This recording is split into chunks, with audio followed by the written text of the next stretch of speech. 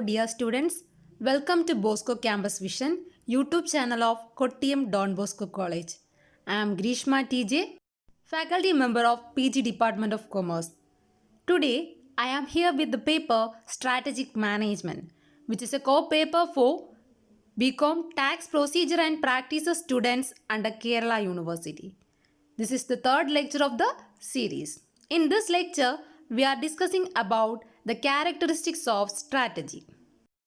Let us discuss. Strategy means the determination and evaluation of alternative paths to an already established mission or objective and eventually choice of the alternative to be adopted. Strategy is characterized by four important aspects. Already നമ്മൾ establish ചെയ്തിട്ടുള്ള മിഷനെയും ഓബ്ജക്റ്റീവ്സിനെയും achieve ചെയ്യാനുള്ള ഒരു പാത്തായിട്ടാണ് നമ്മൾ strategy adopt ചെയ്യുന്നത്. എന്തൊക്കെ characteristics ആണ്, എന്തൊക്കെ important ആസ്പെക്റ്റുകളാണ് സ്ട്രാറ്റജിയിലുള്ളതെന്ന് നോക്കാം. First one, long term objectives. Management strategy is formulated keeping in mind the long term objectives of the organisation as it emphasizes on long-term growth and development. Strategy is future-oriented and therefore concerned with the objectives which have a long-term perspective. Management ഒരു strategy formulate ചെയ്യുമ്പോൾ അവരുടെ മനസ്സിൽ ഉണ്ടായിരിക്കേണ്ടത് നമ്മുടെ organisation achieve ചെയ്യേണ്ടതായിട്ടുള്ള long term objectives ആണ്. അതിന് കൂടുതൽ ഇമ്പോർട്ടൻസ് കൊടുക്കുക. എന്തുകൊണ്ടെന്നാൽ സ്ട്രാറ്റജി ഫ്യൂച്ചർ ഓറിയൻറ്റഡ് ആണ്. ഫ്യൂച്ചറിൽ നമുക്കുണ്ടാവുന്ന ഗ്രോത്തും ഡെവലപ്മെൻറ്റിനും കൂടുതൽ ഇമ്പോർട്ടൻസ് കൊടുത്തുകൊണ്ട് വേണം നമ്മൾ എടുക്കുന്ന ഓരോ സ്ട്രാറ്റജിയും. അതുകൊണ്ട് തന്നെ സ്ട്രാറ്റജി ഒരു ലോങ് ടേം പേഴ്സ്പെക്റ്റീവാണ്. ലോങ് ടേം ഓബ്ജക്റ്റീവ് അച്ചീവ് ചെയ്യാനുള്ളത് കൊണ്ട് തന്നെ ലോങ് ടേം പേഴ്സ്പെക്റ്റീവിലുള്ളതാണ് strategy. Then the second one is competitive advantage.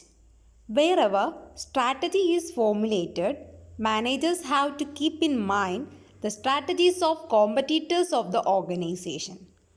The environment has to be continuously monitored for forming a strategy. Strategy has to be formulated in a manner which will enable a firm to achieve competitive advantage. രണ്ടാമത്തെ important aspect അല്ലെങ്കിൽ characteristics ആണ് competitive advantage. ഒരു strategy formulate ചെയ്യുമ്പോൾ മാനേജേഴ്സിൻ്റെ മനസ്സിലുണ്ടായിരിക്കണം കോമ്പറ്റീറ്റേഴ്സിൻ്റെ strategy എങ്ങനെയായിരിക്കും. ഒരു strategy form ചെയ്യുമ്പോൾ തന്നെ നമ്മൾ നിരന്തരം നമ്മുടെ എൻവയോൺമെൻറ്റിനെ ഇങ്ങനെ മോണിറ്റർ ചെയ്തുകൊണ്ടിരിക്കും. എന്തൊക്കെ ചേഞ്ചസ് ആണ് എൻവയോൺമെൻറ്റിൽ ഉണ്ടായിക്കൊണ്ടിരിക്കുന്നത്, എന്തൊക്കെ സ്ട്രാറ്റജീസാണ് കോമ്പറ്റീറ്റേഴ്സ് അഡോപ്റ്റ് ചെയ്തിരിക്കുന്നത്. അതിൻ്റെ എല്ലാം ബേസിസിലായിരിക്കണം നമ്മൾ എടുക്കുന്ന സ്ട്രാറ്റജിയും.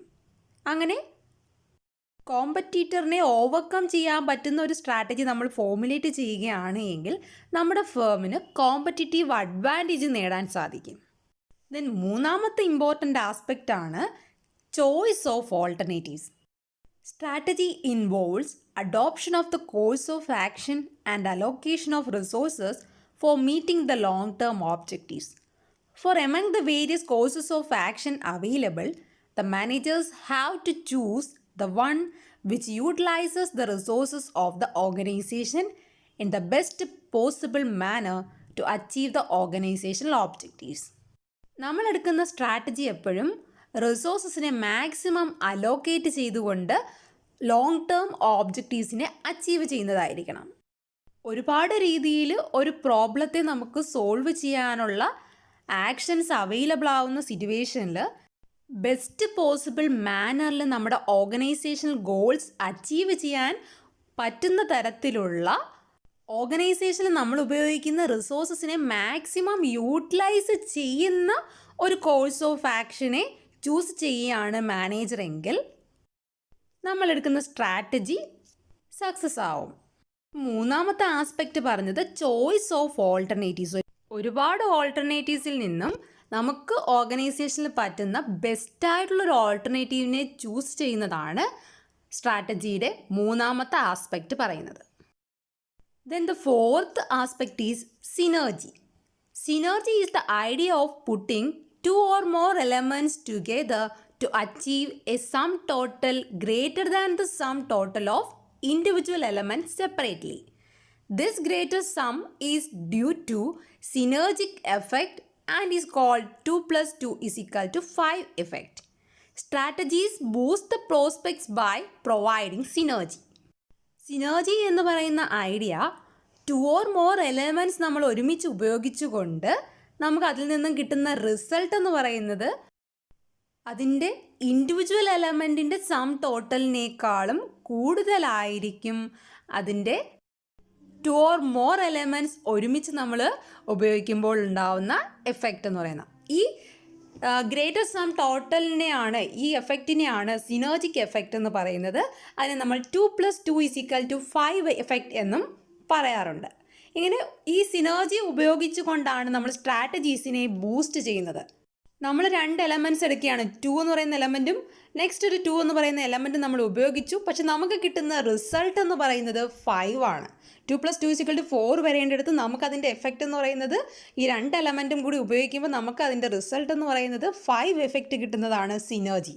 അപ്പോൾ സ്ട്രാറ്റജി എന്ന് പറയുന്നതും സിനർജി ഉള്ള ഒന്നാണ്. Okay, my dear students, this is all for today's session. Do homework and send me back through WhatsApp. Thank you for listening.